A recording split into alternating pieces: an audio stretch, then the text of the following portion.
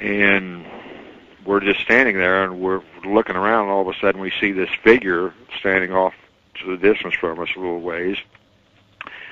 And we look at one another and says, what is this? It's just a person standing there, not moving. How big was he? Oh, he was hunched over. Couldn't really tell. So we started walking toward him, and we're kind of in a line, strung out. And I'm more to the right side of the guy as we're walking up to him from behind.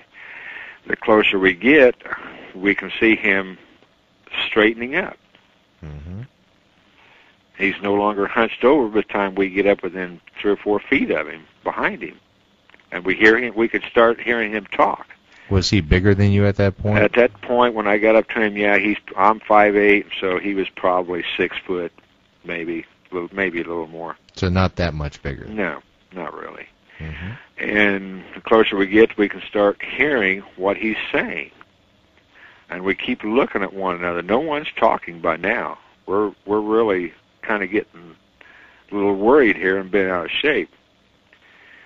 And it's like he's reading from what he has in his hands, and he's talking about man and how he comes up out of nothing and rises up and progresses and then slowly starts his downhill spiral until he destroys himself. And then another cycle starts. So many whatever years, eons, or whatever you want to call it, away, man rises again. And this is what gets us. We're realizing and what I termed this man as the keeper of the word. Mm-hmm. He's reading man's life cycle over and over and over.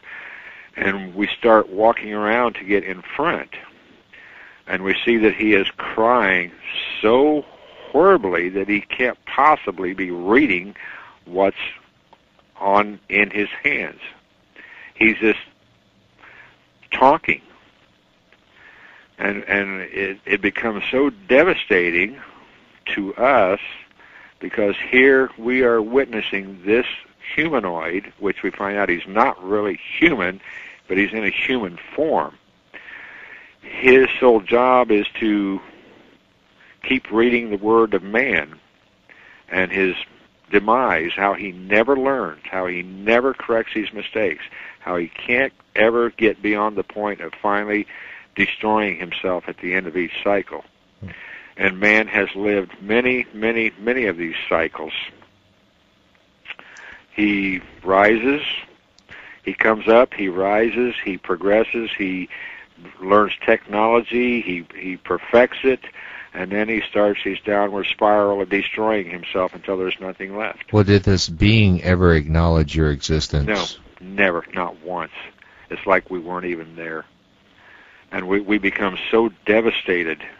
And I also realize what he's holding in his hand wasn't a book, but like a miniature computer screen, kind of silvery, square, and I would say only maybe an inch thick.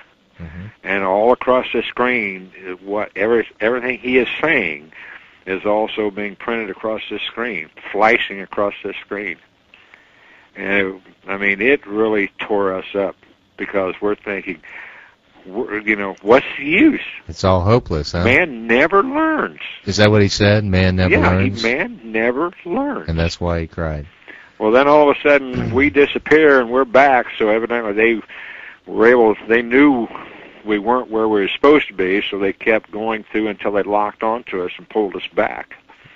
And that's when we went into debriefing, and we sat there and Sarge explained to him what we had witnessed and where we went. Mm-hmm. And it even devastated them. That's the first time I can see anyone debriefing us that really come apart also. And then they got to checking, and that's when they found out this guy deliberately put in wrong. He had no idea where he was sending us, other than the fact he wasn't sending us where we were supposed to be. They took him out and killed him. The guy who messed up and programmed? Yeah, he did it deliberately. He told me so. He said, I just wanted to screw this up for the hell of it. I'm sick of this whole works, So they took him out and killed him. So that's the last time he had that opportunity, huh? Yep, that was it. Wow. Man, so you're devastated for quite a while, I'd imagine. Yeah, it really got to us. Mm-hmm. I mean, and I firmly believe we're in that downward spiral now. When it will end, who knows? But I know we're in it. Man is in his downward spiral. Mm-hmm. I hope not. I mean, it could last another century. Yeah. Who knows? Yeah. But he is definitely. Man has progressed beyond the point with his technology and everything. It's now being used for all these bad purposes, and he will come apart at the seams. Man will destroy himself. But like I said, it could take another century, 2 centuries, who knows? Mm-hmm. Who knows how long that downward spiral is? Wow. I don't. All I know is what we witnessed there that time, and it still really shakes me up when I think about that. You said you've been to other planets, though. Yeah. What about this Urias? Urias. Planet of the Angels. Yeah. That's when they sent us there out of the time shuttle out of Area 51. We again went out as a team. I know our 10-man team was there, and from the battle we was involved in, there had to be other teams as well. Mm-hmm. But we left in the time shuttle. We appeared on this planet in seconds like normal. And the hatch opens, and we nonchalantly get up and get our gear out of the stowaway compartments and put it on and walk out and start walking and then just start flying away. Flying away? Yeah. We flew away and joined the battle with the angels. We were, after I saw what all was taking place, I guess the only way I can say it is I thank God we was on the angels' side, because it was their planet at war with another alien being that was trying to take them over. And for whatever reason, our secret government sent us up there to fight with the angels, maybe because of how the angels have such an effect on Earthlings. But anyway, we flew all around with them. And did they have wings, as we think of angels? These angels are the most beautiful creature, whatever you want to call them, you can describe. 10-foot wingspans, just awesome beauty in its own realm. Uh-huh. And excuse me, the noise of their beating wings, it is something else. It's the only time I can also recall having emotions of wanting to just witness instead of having to kill something, you know. Mm-hmm. And of course, we had our laser weapons. We had the power pack on our back that supplied the laser. And you would wonder, why would an angel need any help whatsoever? I couldn't figure that out either, but I guess our secret government wanted to stay on their good side.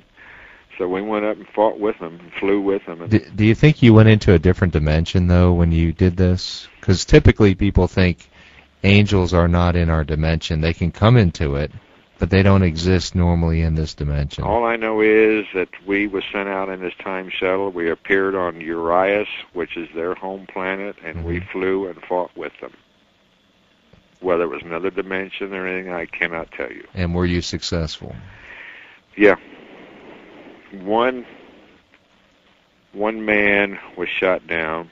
He was hit, and I can see him spiraling down. And when he hit the ground, he exploded. Of course, that was from the power pack and everything else he was carrying. Uh-huh. Now, you were flying at the time, right? Oh, yeah, hundreds and hundreds of feet up in the air. Did you have equipment to help you fly, or was it just the nature of where you were that allowed you to fly? I think we had,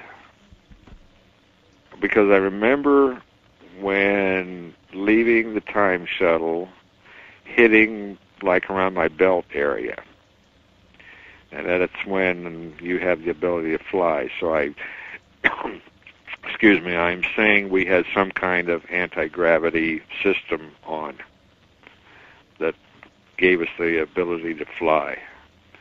It's super. It's great. It's wonderful. Could you use that here on Earth? Or anywhere. Don't make any difference. Huh. So you had a backpack that was anti-gravity, and No, the backpack was the power pack for the laser. Okay, now, oh, so what did you have on you that allowed you to fly then? That's what I don't know, other than whatever this belt was around my waist. Now, have you ever used that belt in any other mission? None that I can recall. Just that one? Yeah. But again, I know for a fact I have so much that hasn't come back because my mind is so overloaded. Right. That even with everything we've talked about, it's like I told you that one day, it's still only like touching the tip of the iceberg. Well, I would assume, Larry, that most of it's going to stay buried. Possibly.